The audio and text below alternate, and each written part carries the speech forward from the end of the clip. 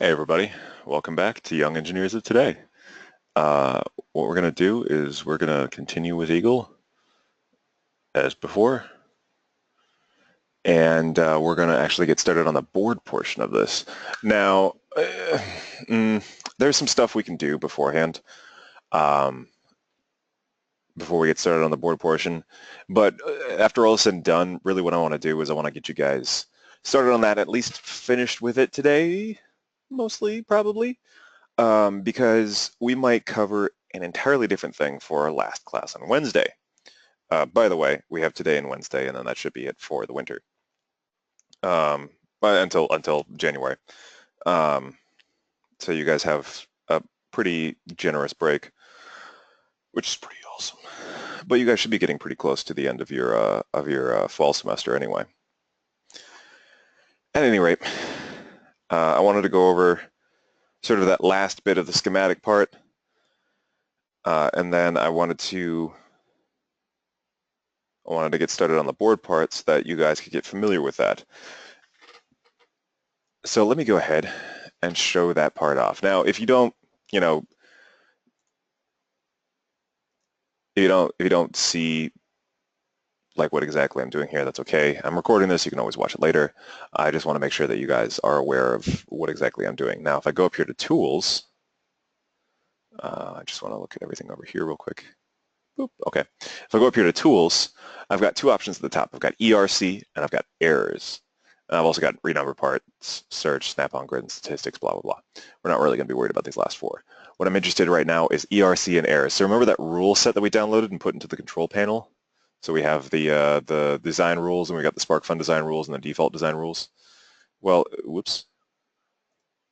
If we click on the right thing, if we click on Tools and then ERC, it will actually give me a listing of errors in my schematic. Errors and warnings. These are based off of those rule sets. So it's saying, hey, this circuit doesn't make any sense because X. If it's an error, generally it's a pretty big issue that, needs to be fixed. If it's a warning, it's just kind of like, hey, just so you're aware, I don't know if you really meant to do this, but these things are connected to something that maybe they shouldn't be. I can't really tell. But errors are definitely like big ol' like, hey, you need to fix this. You'll notice that if you do this too, you'll have one error. And that error is that pin 5 on the 555 timer is not connected to anything. If we check the data sheet for the 555 timer, it does need to be connected to something, generally just like a small capacitor.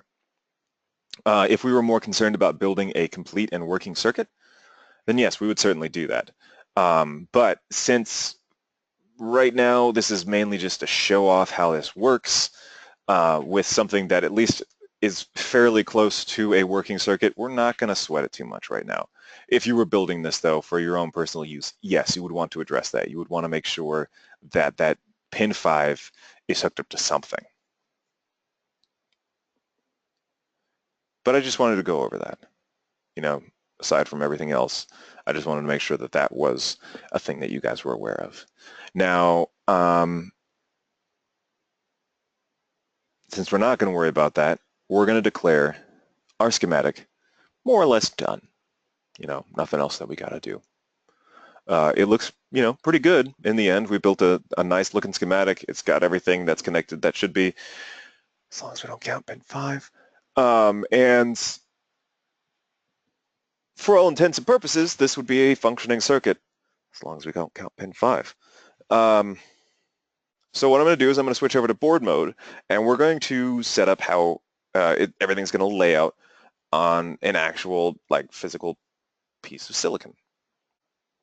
Or plastic, I guess, or silicon with plastic on it. Whatever. Anyway, if I go up to File, we've got a whole bunch of things here. New, open, open recent, save, save as, save all, print setup, print CAM processor, switch to board, import, export, execute script, run ULP, close and exit. We want to go to switch to board, and it's going to go, hey, a board doesn't exist. Do you want to create it from the schematic? And we're going to go, yes, we want to create this from the schematic. What it's going to do is it's going to create a board, and it's going to place all the components just sort of in the corner, and all the components are going to be related to these components that we have here. I'm going to say yes. And very quickly, we get this. We get a black screen with some white outline stuff on it, and a bunch of sort of a nest of yellow connections between all of those things. This is the board view. I did that by going with I opened up my schematic, or I had my schematic open, I should say. I went up to File, and I said, switch to board. And it asked me if I wanted to create a new board based on the schematic that I had. And I said, yes.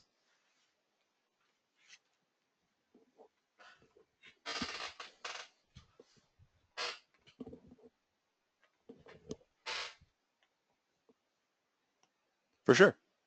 So yeah, now everybody should be looking at something like this. This should be what you are looking at. And as you can see, I've got this white square here. I guess it's a rectangle because it's not quite squared off. I've got all these components over here. This is our board, sort of. This white rectangle represents the dimensions of the board. And if I click and drag on a corner, I can resize it to my heart's content.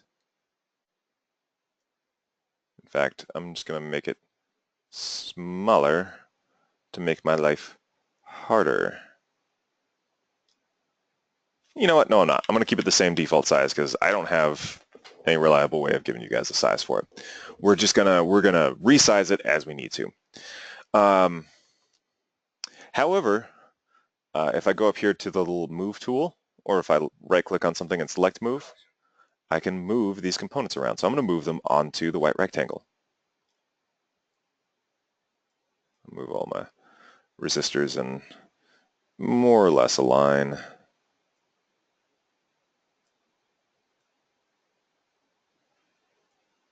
Move my LEDs. Move my 555 timer, capacitor, and my my screw terminal. Now, these are all pretty spread out, so what I'm going to do is I'm going to move everything a little bit closer to each other. So we're a little bit more conservative with our space.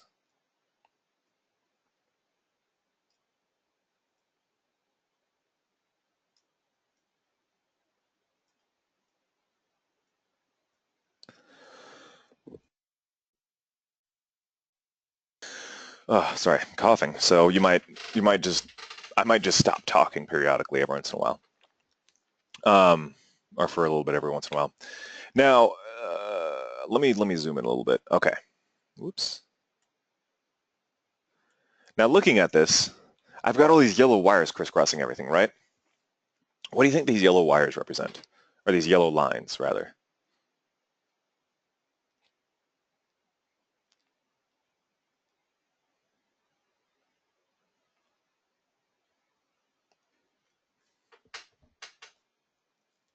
Any guesses?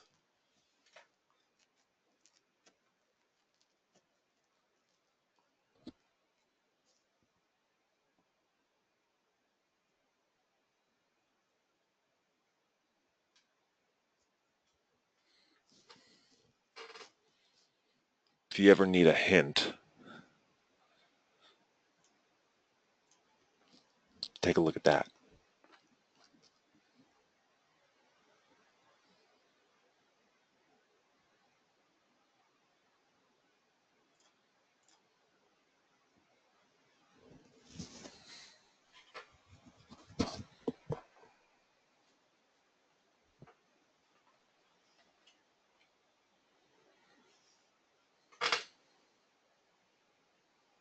Well, okay. So in essence, these yellow lines represent the connections that need to be made so that it lines up with the schematic. So as you can see here, the 555 timer is connected to the screw terminal.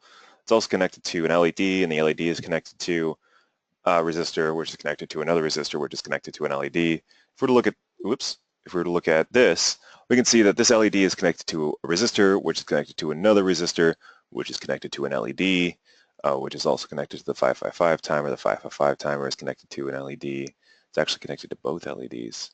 It's connected to itself. You know, it's these yellow lines represent the connections that need to be made. Now, I say that need to be made. They aren't actually made yet. Part of the part of the process in doing this board design is actually laying the paths, the actual physical paths that the silicon will have on your circuit. So like if we were to look at a picture of a circuit board here,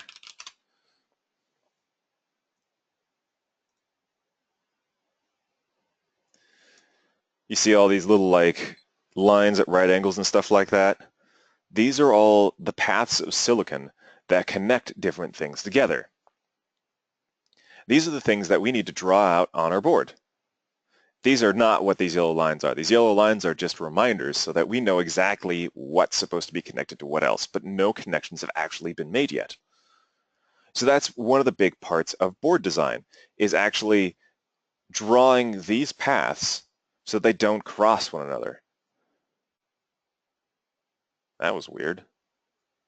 I just had a Windows 7 title bar for a second there. Anyway, looking at this seems like a pretty difficult task. Like a lot of these wires are just sort of crisscrossing and running over one another, and it looks like it's going to be a lot of work. Now, this is in fact fixable, but what we should do is we should place everything down and make so that our lives are made a little bit easier. Whoops, there we go.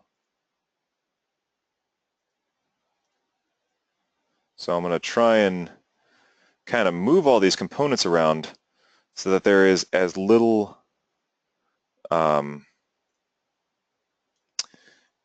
overlap as possible. Is it going to be entirely possible to get rid of all of the overlap? Well, no, it's not. And you'll see what we'll have to do in order to address that in a bit here. But we can actually, with a little bit of wiggling and stuff like that, we can actually get a pretty decent amount of overlap removed. Like if you've ever played those like puzzle games where you have to like disentangle the all of the wires and everything like that. This is the same basic idea as what we've got going on here. We'll move this up here, so we'll keep these two LEDs. We'll actually put these two LEDs right above and below the timer. We'll space that one out a little bit more. Move this LED up, or resistor up, this one up a little bit as well. We'll keep this one in line. We'll try and line these up with one another. And we'll move this capacitor. Can we rotate it? Yeah, but I don't really recommend it. So, after all is said and done, it's not perfect, but I did manage to get rid of some of the overlap. Made my life at least a little bit easier. So maybe spend a few minutes just sort of moving stuff around until you've got something that it seems at least a little bit less difficult to connect everything together. If you don't get, perfect 100%, no overlap, that's fine. Just something that you feel like looks a little bit cleaner than it did before. Because we're about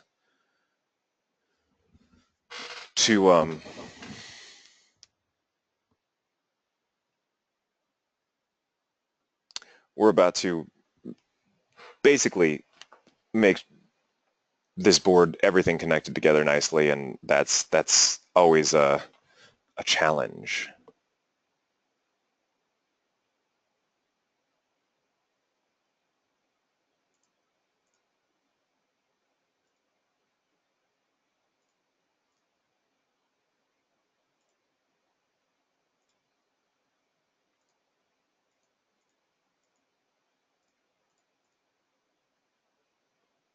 All right, let me just go ahead and undo all that. Okay. So, while you guys are organizing everything into something that you're satisfied with, don't go crazy doing it. Just, like don't be pulling your hair out. Just get some idea. I just wanted to show you this other tool that we have real quick. So we already looked at the electronic rule checker. There's also the auto router and the rat's nest option. The rat's nest option basically cleans everything up so that it looks a little bit easier to read. And so that's what I ended up doing. It doesn't actually change any of the connections or move anything around. It just makes it so that the connections, there's less overlap, and it makes it easier for you as the user to read. However, there's also the auto router. The auto router, well, the auto router does exactly that. What the auto router is meant to do is it's meant to automatically generate these connections, these silicon connections that exist. These ones right here. All these 45-degree angle lines and everything like that. It's meant to automatically generate those for you so that you don't have to spend time just pulling your hair out trying to figure out how everything's supposed to connect to one another.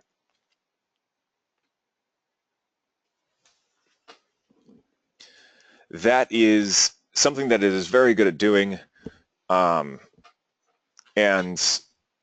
something that you can utilize in big complicated designs if you don't want to have to worry about it.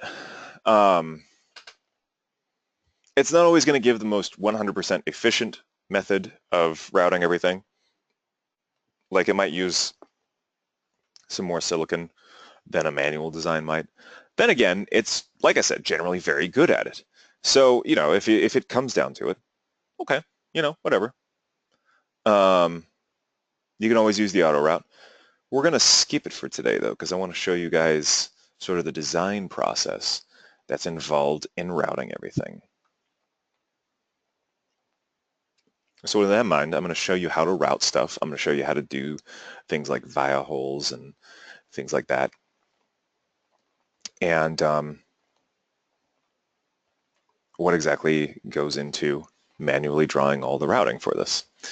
So what I want you to pay attention to, right at this particular moment, is this toolbar that exists right here. There's a whole bunch of stuff on it. You've got a little grid thing. You might have a little drop-down menu, and it might say 1 top or 16 bottom. You'll have these sort of shapes that exist here. There's a right angle and a 45-degree angle and a diagonal line, another 45-degree angle, another right angle, and some curved lines, some more curved lines, and then a couple of other symbols. You've got a radius, and a couple more symbols, and a width, and then a few more symbols, and then a diameter and a drill. These are all of the options for routing. And I want you to pay attention to a couple of them. First off is this drop-down menu, 1 top and 16 bottom. Those have to do with where the routing will actually be drawn on. I'll go into more detail what that means in a minute here. For now, just make sure top is selected. You want to make sure top is selected. Then we got all these symbols. These symbols denote the shape of the route that is drawn on the board. So if we do wire bend style 0, all of the routes that we draw are going to have right angles. If we do wire bend 1, presumably, yeah, style 1, they're all going to be 45-degree angles, but they're gonna bend in that specific way. How did I get what? These options? Oh, duh. Because they don't appear otherwise. Right. On the left-hand side in the toolbar, there is a symbol that's like 2 green dots and a blue wire connecting them. If you mouse over it, it's labeled route. Click on it. Then you'll get all those routing options. I apologize. I forgot that I had that tool selected.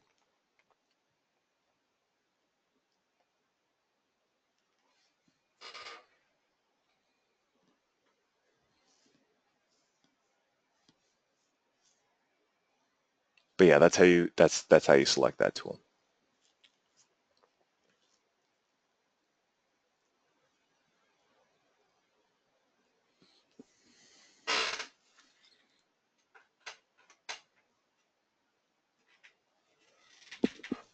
All right. So yeah, basically drawing a route is as simple as clicking on one of these green feet That's what they are. They're meant to symbolize the holes that these components get soldered into, the feet. Clicking on one of these, and then drawing a route to another one that the yellow wire is connected to. So if I click there, boom, these two have suddenly been connected. And I can tell that because I've got this red line running between the two, and the yellow line is gone.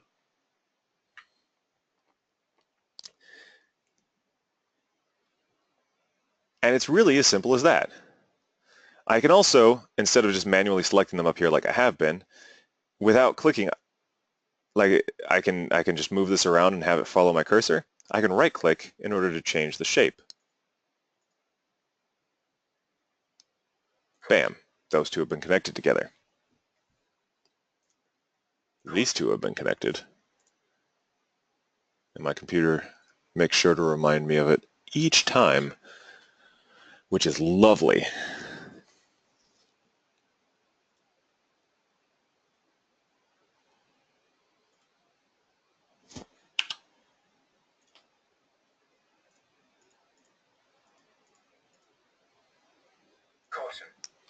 And so with that, you can just draw connections between all of these different yellow wire areas. Now, you have to be careful of a couple of things. First off, you don't want these crossing green areas that you don't want to have connected. If I wanted to connect these two, I can't do this because this one right here is not part of the connection. But if I put a route through it, it will be connected when I create the actual PCB. So I want to avoid anything that is not going to be a part of the connection.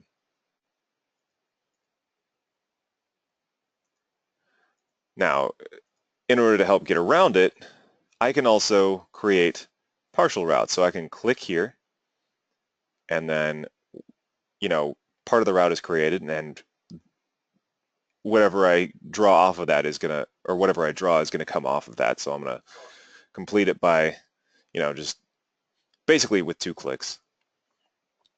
I'm gonna do another one here. And I'm gonna do another one. So again, we want to make sure that we're not connecting anything that shouldn't be connected. Bam. Now,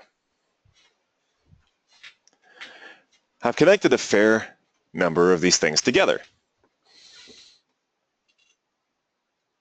So far, so good, right? But here's the thing. Remember when I said that when we draw these connections, they can't cross over these green areas? They also can't cross over the routes. They just can't.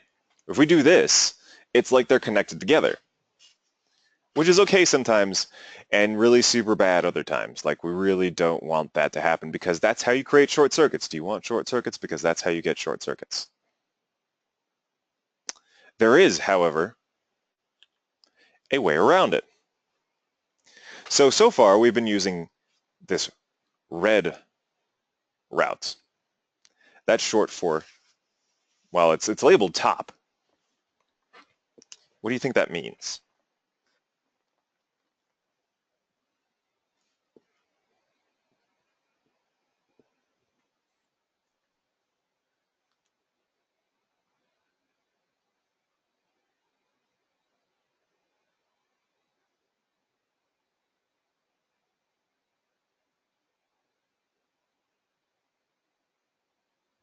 Many guesses.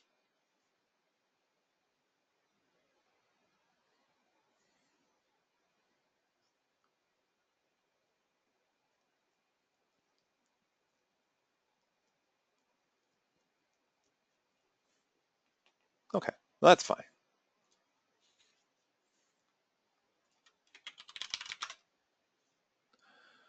Well, it's important to note that a circuit board will have multiple layers to it. A circuit board is not just like just a solid sheet of silicon. It's got layers to it. In this example here, we've got the top solder mask. We've got these little via holes here. There's some core and some other stuff, internals and everything. Then there's this other one labeled bottom. Bottom solder mask, bottom layer. The via holes are connected to it. Circuit boards have a top and bottom layer. It's like looking at these pictures of circuit boards here. There are connections run along the bottom, and there are connections which run along the top. You can have connections on both the top and bottom of the circuit board. And this ensures that you will not have intersections and potential short circuits. Because really, I mean, if you create a connection on the bottom, it's going to be floating, I don't know, like an eighth of an inch beneath the top one. It's not even an eighth of an inch. I mean, circuit boards are pretty thin. But anyway, the point being, they're not touching. Whereas if they were all on the top layer, if you ran a route like through here, it would be touching all of these connections here in places you wouldn't necessarily want it to. I couldn't run something from here to here along the top because your connections aren't ready. What do you mean?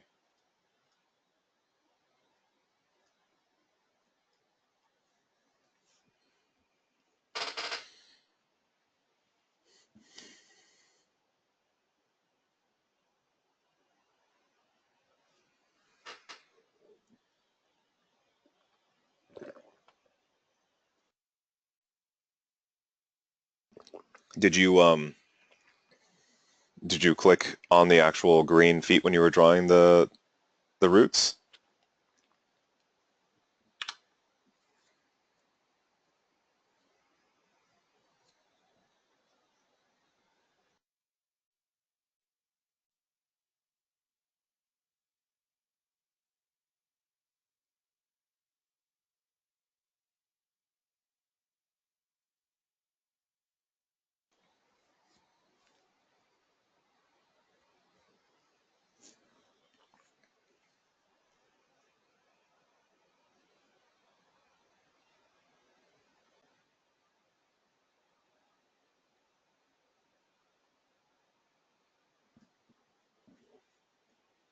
Yes, no, maybe.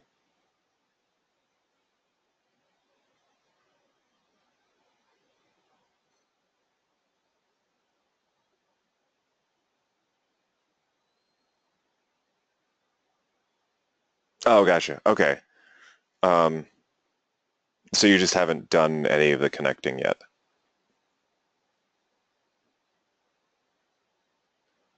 Or all of them connected yet. Gotcha, gotcha. How many of you, show of hands, are still connecting stuff? Okay. Well, I'll give you guys like 5 minutes or so to connect stuff. Um, just go ahead and raise your hand once you're done.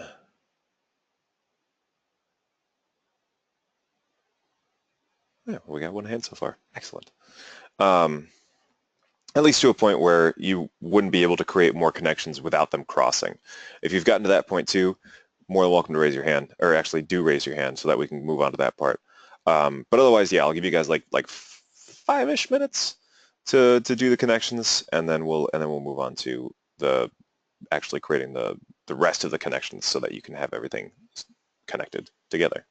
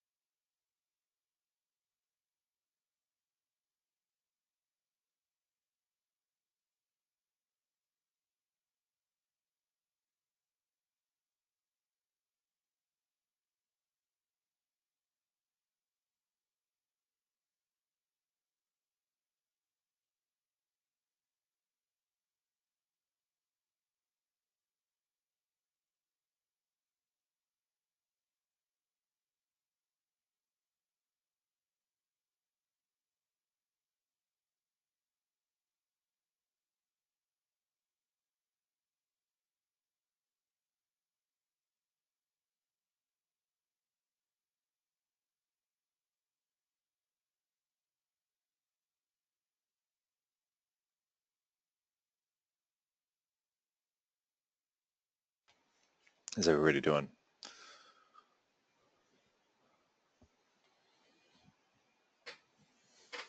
Making good progress on those connections?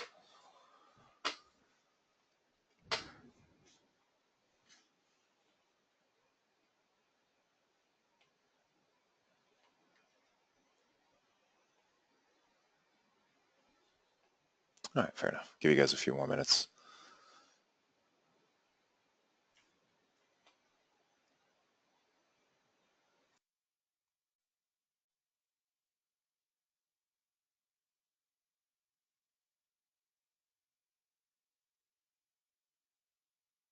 In the meantime, I'm going to grab some water, so I will be right back.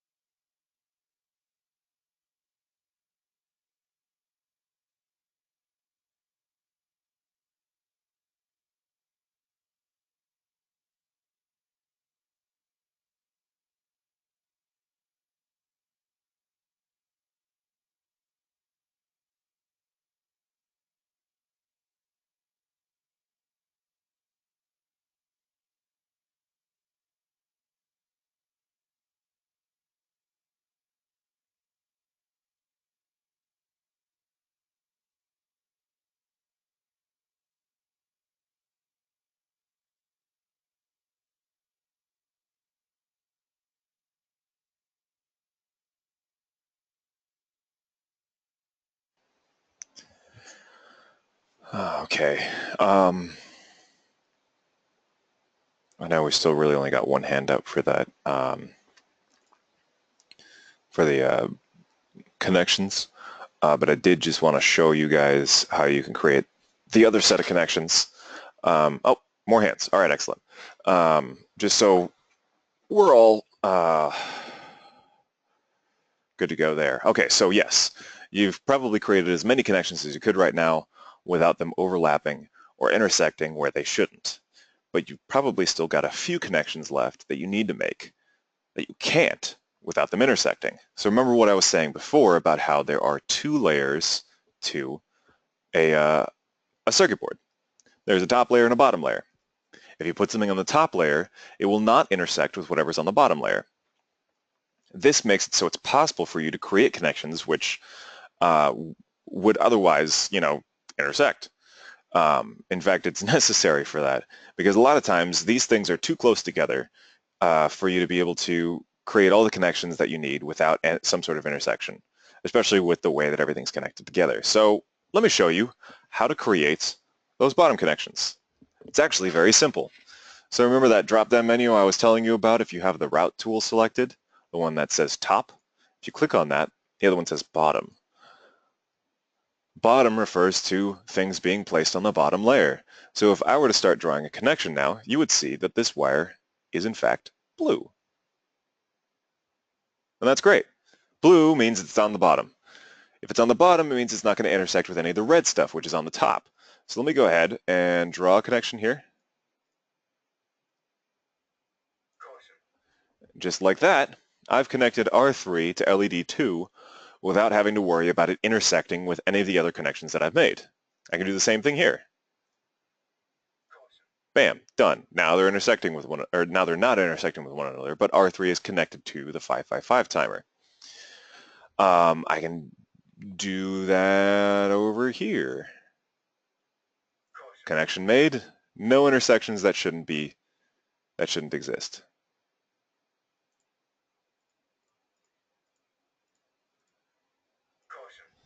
Boom, done.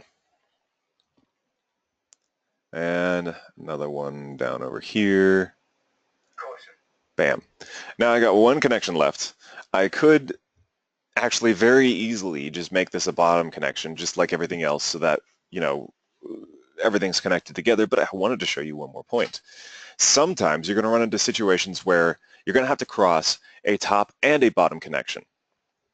Like, for instance, if we wanted to cross, I don't know, here, or maybe across here, like if we wanted to cross this area right here, we couldn't necessarily because there is a top connection and a bottom connection. Which one do you pick? You can't. You can't just straight up run just a top connection or straight up just run a bottom connection because you'll run into one of them. And that makes that difficult. However, there is a solution for that as well. There are things called vias, or vias, vias, whatever. What these are is you see all these lovely holes here. In fact, if we go to this diagram, you've got these lovely holes into the circuit board. And as you can see, some of these roots are connecting to these holes. Well, these holes are electrically conductive. And they're connected to stuff on the bottom, as you can see here. There's some sort of route here on the bottom. Vias allow you to start a connection on the top and then continue it on the bottom, or vice versa, thus allowing you to circumvent a problem like trying to go across these two connections right here. So you could start out on the bottom, run underneath the top connection, put a via maybe right here, and then run across the top over the bottom. You could put another one here and run across the bottom, not intersecting with the top. And thankfully, these things are really easy to do. So I'm going to start with a bottom, and I'm going to start drawing a connection here. Maybe I'll put it right here, like so. I'm going to go up here to my drop-down menu and select top, and continue. And as you can see, it put this little square, green square here with a circle in the middle, and half of my connection is blue, and half of my connection is red. So essentially what's happening here is, let's expand this a lot. I've got my circuit board, boop, boop, boop, boop, boop, boop, made thicker in order to show what exactly I'm going for. I've got this connection here that's running along the bottom. But uh-oh, there's this other connection over here that's running across. So what I'm going to do is I'm basically just going to drill a hole in the middle of it, run up through the center of the board, and run along the top like nothing ever happened. Maybe somewhere in the future I'll run back down through the board and I continue running along the bottom.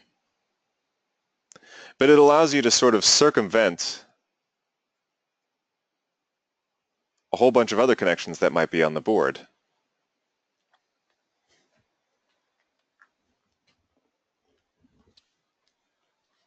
And that's what that can be useful for, in order to ensure that you sidestep all these other connections and you don't intersect with them.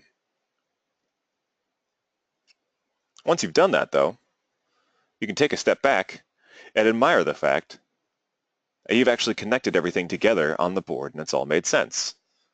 And what I can also do is by dragging the corners of the board, I can resize it so that the board is much closer to a useful size.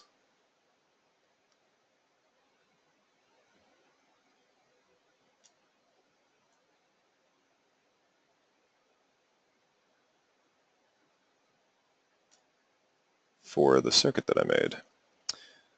Now, just to hazard a guess, why might I want to do that?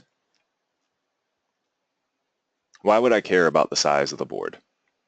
I could just put this on this gigantic board and be like, yeah, everything's fine. Look how big this is. I'll make sure everything fit. Oh boy. You make it red by making sure you have your routing tool selected. So again, the blue line with the 2 green dots, and then just selecting the red one from the drop-down list.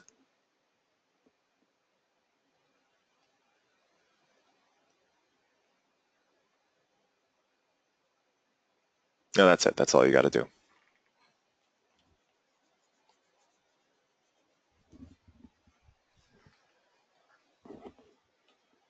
Yeah, but why do you think somebody might want to make the board smaller?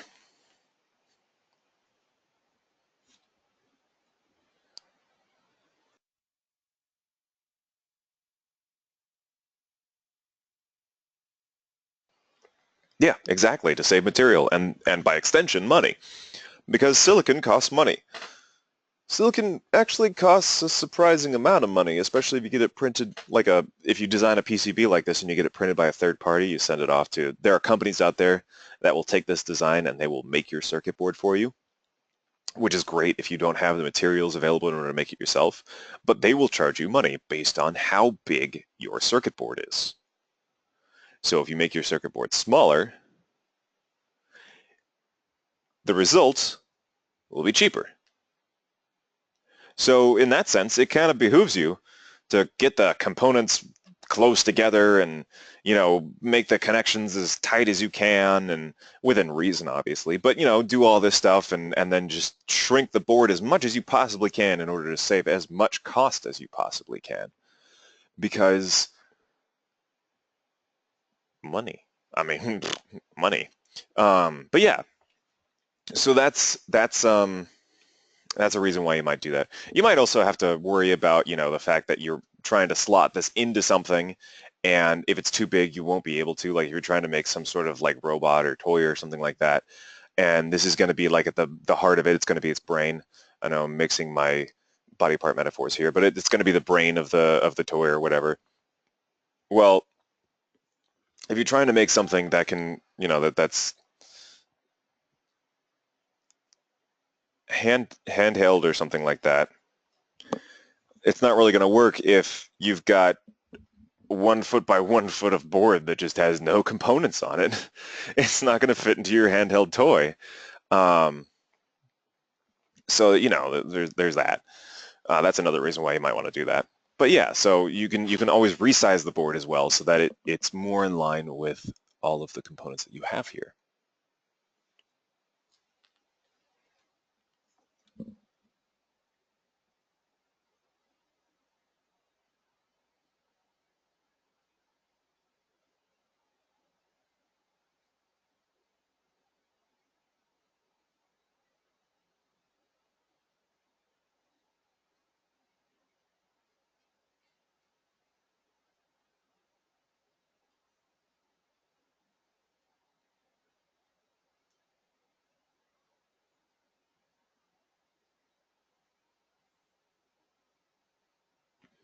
But yeah, so with that, you've created your circuit and everything's connected.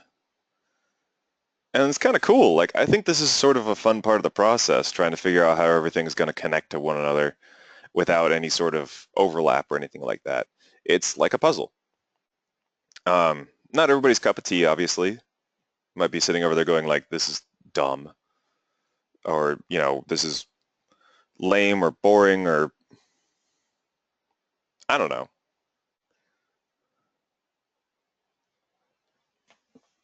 annoying to do. There could be a whole different bunch of opinions on it. Then again, you might think it's neat too, in which case, awesome. Maybe you found yourself a new hobby, designing circuits and creating little widgets that blink or whatever. Expand upon it with the stuff that we've been doing with Arduino and make your own little homemade doodads that do whatever. Maybe this has a servo on it that locks the front door. So you can, or locks the door to your bedroom or something like that. So you can lock the door to your bedroom and unlock it remotely. Like you can have an app on your phone that sends something to a Wi-Fi dongle that's hooked up to your Arduino, and you can unlock your bedroom door while you're not like in it, and you can lock it while you're gone. I actually kind of wish that I'd had that when I was in high school. But you know, these are things that are possible.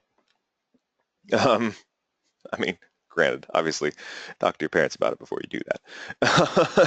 Don't just be like, yeah, I'm installing a lock on my bedroom door. Um, but yeah, that's just an idea. I'm throwing ideas out there. So you can combine all of the things that we've sort of gone over this semester. You can combine the Arduino knowledge. You can combine the circuit design stuff. Um, you can combine that with this Eagle, and you can make something, a whole thing. Your imagination is the limit using all of this stuff. Now, granted, I haven't given you all of the tools you need to know.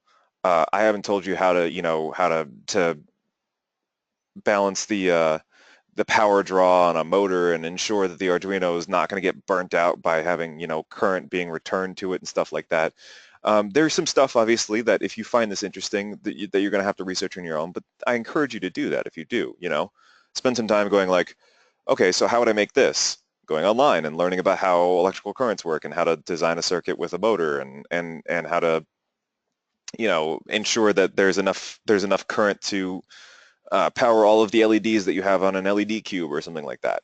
How to solder, how to, to best practices when soldering safely, things like that. Programming best practices, learning how to create your own functions and how to make them as efficient as possible and all of that kind of stuff.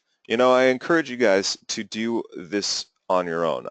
This is the whole point of these classes this semester, has been to sort of spark that interest in you and to get you guys to do this stuff on your own, because I don't have all the answers, and these classes are too short for me to be able to give you a really in-depth analysis of any one particular thing. I show you some cool stuff, but there's a whole world of really cool stuff that you can do out there. And I implore you guys to spend the time figuring that stuff out, to invent your own cool stuff, and to get proficient enough with this sort of knowledge to be able to make it yourself. Anyway, that turned into sort of a mini rant there. That's mostly my end goal with all of this. I spend a lot of time talking your guys' ears off and stuff like that. But I really want to introduce these concepts to you so that you hopefully find something that sticks to you, that you find is interesting, and that you are willing to continue with. And if you do, I encourage you to continue with it. And to get sort of acquainted with whatever interests you, and to get familiar with it, and to get good with it. But anyway, that's pretty much going to do it for today. If you haven't finished all of your connections yet, that's okay. Totally fine. But that is pretty much going to do it for Eagle as well, I think. I think we're going to be doing a one-off lesson on Wednesday, in which I get on my soapbox again. So look forward to that. If you've been in any of my classes before, chances are you've experienced it. But we'll talk about it when we get to that point.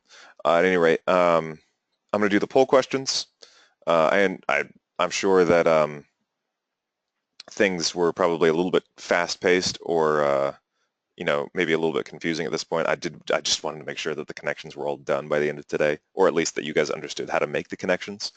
So I know I sped through it a little bit. I apologize for that. But yeah, we'll do the poll questions, and we'll leave it open for question and answer time like we always do. Otherwise, you're more than welcome to head out. Have a wonderful couple of days, and we'll see you on Wednesday.